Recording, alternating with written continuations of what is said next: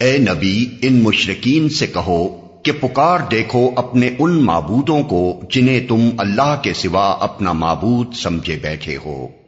وہ نہ آسمانوں میں کسی ذرہ برابر چیز کے مالک ہیں نہ زمین میں، وہ آسمان و زمین کی ملکیت میں شریک بھی نہیں ہیں، ان میں سے کوئی اللہ کا مددگار بھی نہیں ہے، اور اللہ کے حضور کوئی شفاعت بھی کسی کے لیے نافع نہیں ہو سکتی بجز اس شخص کے جس کے لیے اللہ نے سفارش کی اجازت دی ہو، حتیٰ کہ جب لوگوں کے دلوں سے گھبراہٹ دور ہوگی تو وہ سفارش کرنے والوں سے پوچھیں گے کہ تمہارے رب نے کیا جواب دیا؟ وہ کہیں گے کہ ٹھیک جواب ملا ہے اور وہ بزرگ و برتر ہے۔ اے نبی ان سے پوچھو کون تم کو آسمانوں اور زمین سے رزق دیتا ہے؟ کہو اللہ۔ اب لا محالہ ہم میں اور تم میں سے کوئی ایک ہی ہدایت پر ہے یا کھلی گمراہی میں پڑا ہوا ہے۔